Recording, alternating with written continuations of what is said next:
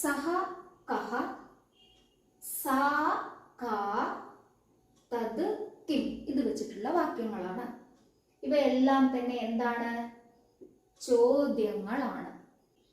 അവൻ ആരാണ് അല്ലെങ്കിൽ അദ്ദേഹം ആരാണ് എങ്ങനെ ചോദിക്കാം? സഹ കഹ. അവൻ ആരാണ്? സഹ കഹ. അവൾ ആരാണ്?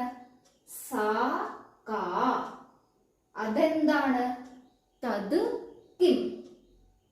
അദ്ദേഹം അധ്യാപകനാണ്. സഹ അധ്യാപകഃ. ചോദ്യം എങ്ങനെ ചോദിക്കാം? സഹ കഹ. സഹ അധ്യാപകഃ. അവൾ നർത്തകിയാണ്. സാ നർത്തകി. ചോദ്യം ചോദിക്കുമ്പോൾ സാ കാ. അവൾ ആരാണ്?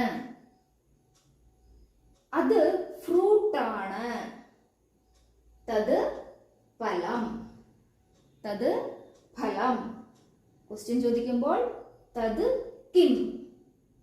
ഓക്കെ, അപ്പൊ ഇവിടെ എല്ലാം തന്നെ കോമൺ ആയിട്ട് അസ്തി എന്നൊരു ക്രിയാപദം അണ്ടർസ്റ്റുഡ് ആയിട്ട് ഉണ്ട്. അത് ഞാൻ പറഞ്ഞിട്ടില്ല.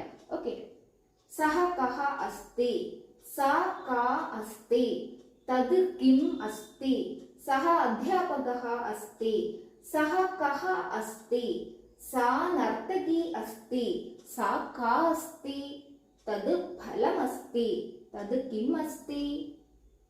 ഓക്കെ, അപ്പൊ ക്വസ്റ്റ്യൻ ചോദിക്കുമ്പോൾ പുല്ലിംഗം വരുമ്പോൾ സഹ കഹ എന്നും സ്ത്രീലിംഗം വരുമ്പോൾ സാ കാ എന്നും നപുംസകലിംഗ പദങ്ങൾ വരുമ്പോൾ തത് കിം എന്ന് ചോദിക്കണം. അപ്പൊ ഇവിടെ നോക്കൂ, അധ്യാപക പുല്ലിംഗമായത് കൊണ്ടാണ് സഹ കഹ എന്ന് നമ്മൾ ചോദിച്ചത്.